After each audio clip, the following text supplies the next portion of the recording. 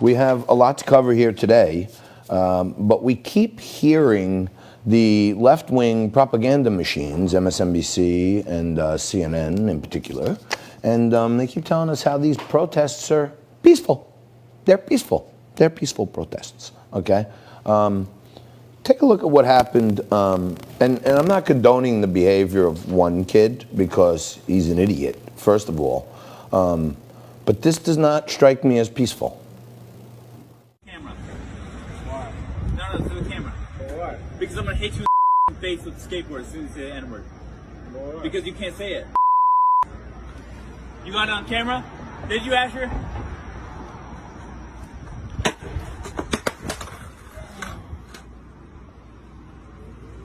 Can't say the N-word, my boy. All I could say is, the guy said, say it again, I'm going to hit you with the skateboard. The dummy shouldn't have said whatever he said, and he wouldn't have got smashed in the face with a skateboard. But in any event, race discussions that turn into violence don't do any good for any of us. And in most of the most progressive cities in our country, there are demonstrations about race that are turning largely violent, but they're being referred to as nonviolent and peaceful, which they aren't, okay? Michael Cohen, you know, I referred to him a few times on this show as a rat, okay? But the more and more I look at it, I think Michael Cohen actually pulled the wool over the government's eyes like nobody else, okay?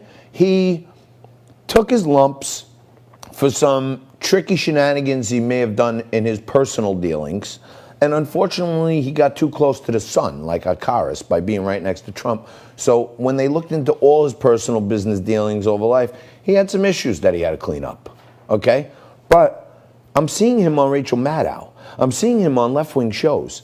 And when it comes down to the nitty-gritty, like the Russia stuff, Rachel Maddow asked him, did you ever speak to the Kremlin? Oh, yes, I did. I spoke to the Kremlin. We were thinking maybe there was a property there where we could build a Trump Tower. Well, is that collusion? Well, not really. I only got a secretary on the phone. Well, how did you get the number for the Kremlin? Michael Cohen says, I Googled it. Okay? And then she takes him down this line of questions about if Russian folks were buying apartments in Trump buildings to launder Russia money. He said, not to my knowledge. I live in two of them. And we got a couple Russian people in there, but not that I know of. So I think actually Michael Cohen, I think he heisted the government. He said, if I got to do, 2-3 years for all that stuff I do, and I don't throw Trump under the bus largely, I think all in all, I come out of it a better man.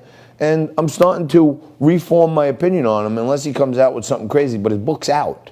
He's trying to promote it by leaking out these little things here and there. But obviously nothing completely damning to Trump.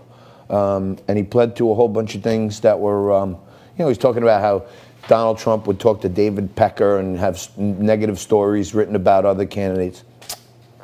The left wing uses the Washington Post for that, like a sex worker.